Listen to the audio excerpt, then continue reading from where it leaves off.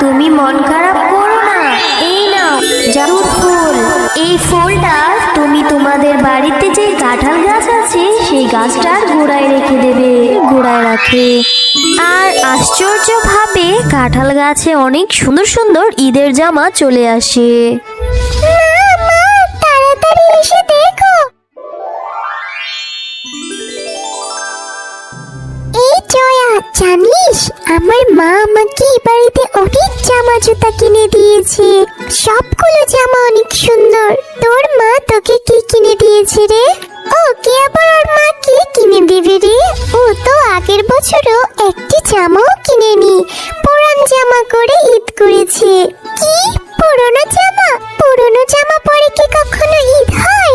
আমার মা আমাকে সব সময় ঈদের সময় নতুন জামা কিনে দেয়, এমনকি অনেক অনেক জামা কিনে দেয়। আগের বছর আমার মার কাছে কোনো টাকা ছিল না, তাই তো আমাকে কোনো জামা কিনেও দিতে পারিনি। তাই আমি পুরান জামা পরে ঈদ করেছিলাম। কিন্তু এবার আমি মাকে বলবো আমাকে নতুন জামা কিনে দেওয়ার জন্য। তারপর জামা পরে আমি তোদের সাথে ঘুরবো, ঈদ করব। তাই নাকি রে টয়া? আগের বছর তো বলেছিলি তোর মা নাকি তোকে নতুন জামা কিনে দিবে, কই কিনে দিল না তো? তুই তো সেই পুরন জামা পরে ঈদ করলি। শোন টয়া, এবার তোকে আমরা বলে দিচ্ছি, তুই যদি এবার নতুন জামা না কিনিস তাহলে আমাদের সাথে তোকে ঘুরতে নেব না। বন্ধুদের এইরকম কথা শুনে টয়া মন খারাপ করে বাড়ি চলে আসে। মা, তুমি আমাকে এ বাড়িতে নতুন একটা জামা কিনে দেবে, না হলে কিন্তু আমি বড্ড মন খারাপ করব। মারে, আমার শরীরটা তো বেশ কয়েকদিন ধরে বড্ড অসুস্থ, কোনো কাজও করতে পারিনি।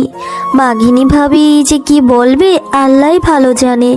যাই হোক, যে কয়দিন কাজ করেছিলাম সে কয়দিনের টাকা যদি দেয় তাহলে তোকে নতুন জামা কিনে দেবো রে মা। কবে কিনে দেবে মা? ঈদের তো আর মাত্র 2 দিন আছে। আমাকে যদি তুমি এবার নতুন জামা কিনে না দাও তাহলে আমি বাড়ি থেকে বেরিয়ে যাব, আর কখনো আসবো না। মারে, তুই কষ্ট পাস না, আমি তোকে কথা দিলাম বাঘিনী ভাবির কাছ থেকে টাকা চেয়ে এনে তারপর তোকে নিয়ে মার্কেটে যাব আর তোর পছন্দ মতোই একটি জামা কিনে দেব। তুই আর মন খারাপ করিস না রে মা। বলছি বাঘিনী ভাবি, আমার কাজগুলো সব শেষ, বাকি যে কয়টা কাজ আছে তাও করে দেব। কিন্তু কথা হচ্ছে, আমি যে কয়দিনের কাজ করেছিলাম ওই কয়দিনের টাকাটা কি আজকে দিতে পারবেন? আগে যে কয়দিন কাজ করেছিলাম সে কয়দিনের টাকাটা যদি দিয়ে দিতেন তাহলে আমার মেয়ের জন্য একটি জামা কিনে নিয়ে যেতাম। ঈদের তো আর মাত্র 2 দিন আছে। মেয়েটাও যে আমার জেদ করে বসে আছে একটা নতুন জামা কেনার জন্য, তাই টাকাটা যদি দিতেন তাহলে খুবই উপকার হতো ভাগিনী ভাবি। শেফালি, তুই তো সবসময় কাজে ফাঁকি দিস, কিন্তু টাকা চাওয়ার সময় অগ্রিম টাকা চেয়ে বসিস। আজ 5 দিন পরে তুই কাজে আসলি আর আজ এসে আজই টাকা চাচ্ছিস। আর এটা তো রোজার মাস, ঈদের জন্য অনেক শপিং করতে হয়েছে আমার, তাই এখন আমার কাছে কোনো টাকা নেই। আরও কিছু কেনাকাটা করা বাকি রয়েছে। তুই আমার আশা ছেড়ে দে রে শেফালি। তোর যদি জামা কিনতে মনে চায় তাহলে অন্য কোথাও থেকে ব্যবস্থা করে নে, আমি তোকে টাকা দিতে পারবো না রে শেফালি। বাঘিনী ভাবি, আপনি তো অনেক টাকার শপিং করেছেন, অথচ আমি তো আপনার কাছে কিছু টাকা চেয়েছি আমার মেয়েটার জন্য একটা জামা কেনার জন্য। এই টাকাটা কি আপনি দিতে পারবেন না বাঘিনী ভাবি? দয়া করে কিছু টাকা দিন না বাঘিনী ভাবি। শেফালি, তুই এত কথা কেন বাড়াচ্ছিস? আমার টাকা আছে তাই আমি শপিং করেছি, আরো করব, তাতে তোর কি? তোর টাকা নেই তুই শপিং করবি না, এত শখ কেন? গরিবেরা তো শখ থাকতে নেই।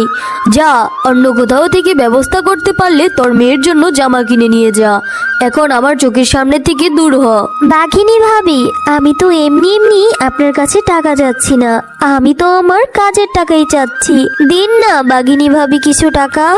বললাম তো আমার হাতে এখন কোনো টাকা নেই, সব টাকা শপিং করাতে শেষ হয়ে গিয়েছে।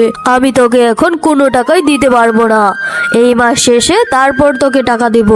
আর হ্যাঁ, বাকি যতটুকু কাজ আছে সম্পূর্ণ শেষ করে তারপর যা। মেয়েটাকে যে কথা দিয়ে আসলাম যে কাজ থেকে ফিরে তোকে নতুন জামা কিনে দেব, কিন্তু বাঘিনী ভাবির কাছে তো কোনো টাকা পেলাম না। এবার আমি আমার মেয়েকে কিভাবে জামা কিনে দেব? মেয়েটার কাছে কি বা উত্তর দেব আমি? মা, তুমি চলে এসেছো? মা, আমি কতক্ষণ ধরে তোমার জন্য অপেক্ষা করছিলাম। তুমি না বলেছো কাজ থেকে ফিরে আমাকে নিয়ে মার্কেটে যাবে নতুন জামা কিনে দেওয়ার জন্য। চলো মা, এখন আমি যাই। মারে, বাঘিনী ভাবির থেকে একটা টাকাও পাইনি, আমি তোকে নতুন জামা কিভাবে কিনে দেব? তুই মন খারাপ করিস না রে মা, আমি দেখি কোনো একটা ব্যবস্থা করা যায় কিনা। না মা, আমি কিছুই বুঝতে চাইনি। তুমি তো আগের বার এরকম বলেছিলে আমাকে নতুন জামা কিনে দেবে, কিন্তু দাওনি। এবারও কি আমাকে দেবে না? আমি এখন আর তোমার কোনো কথাই শুনবো না। তুমি আমাকে একটুও ভালোবাসো না। কোনো কিছু চাইলে তুমি আমাকে কিনেও দাও না। আমার বন্ধুরা সবাই ঈদের জামা কিনেছে, সবাই ঈদ করবে, আমি ঈদ করতে পারবো না। আমি আর বাড়িতেই থাকবো না, আমি এখনই চলে যাব। এইসব কথা বলে টয়া বাড়ি থেকে চলে যায়, মনের কষ্টে কান্না করতে থাকে। টয়ার কান্না শুনে হঠাৎ করেই সেখানে একটি পরী চলে আসে, আর পরীটা টয়াকে বলে, কি হয়েছে ছোট্ট মেয়ে, তুমি এখানে বসে কান্না করছো কেন? কত ছোট তুমি, তাহলে তোমারে তো কিসেরই বা দুঃখ? কেন কান্না করছো এখানে বসে, বলো আমাকে। এরপর টয়া পরীটাকে সবটা খুলে বলে, ও এই ব্যাপার, তুমি মন খারাপ করো না, এই নাও জাদুর ফুল। এই ফুলটা তুমি তোমাদের বাড়িতে যে কাঁঠাল গাছ আছে সেই গাছটার গোড়ায় রেখে দেবে, তারপর দেখবে তোমার মনের ইচ্ছা পূরণ হয়ে যাবে আর সকল কষ্ট দূর হয়ে যাবে। এরপর টয়া খুশি মনে পরীর দেওয়া ফুলটা নিয়ে বাড়ি চলে আসে। টয়া পরীর কথা মতো সেই ফুলটা কাঁঠাল গাছের গোড়ায় রাখে, আর আশ্চর্যভাবে কাঁঠাল গাছে অনেক সুন্দর সুন্দর ঈদের জামা চলে আসে। মা, তাড়াতাড়ি এসে দেখো, পরীর দেওয়া সেই ফুল থেকে কত ঈদের জামা চলে এসেছে। আমি এবার ঈদে নতুন নতুন জামা পরতে পারবো, তাও আবার অনেকগুলো। যখন যেটা ইচ্ছা সেটাই পরতে পারবো মা। আরে এইটা তো অদ্ভুত ব্যাপার, কিভাবে কাঁঠাল গাছে এত সুন্দর সুন্দর ঈদের জামা চলে আসলো? না, ভালোই হয়েছে, এবার ঈদে আমি নতুন জামা পরবো। আর আমাদের গ্রামে যারা আমাদের মতো গরিব অসহায় জামা কিনতে পারে না, তাদের মাঝে আমি এই জামাগুলো বিলিয়ে দেব, যাতে করে সবাই ঈদের দিন নতুন জামা পরতে পারে। এরপর টয়া গাছ থেকে অনেকগুলো জামা পেরে নেয়, আর যারা গ্রামে অসহায় গরিব বাচ্চা ছিল তাদেরও বিনামূল্যে জামা বিতরণ করে। হ্যালো বন্ধুরা, গল্পটি ভালো লেগে থাকলে চ্যানেলটি সাবস্ক্রাইব করে দিবেন এবং পাশে থাকা বেল আইকনে প্রেস করে আমার পাশেই থাকবেন। ধন্যবাদ।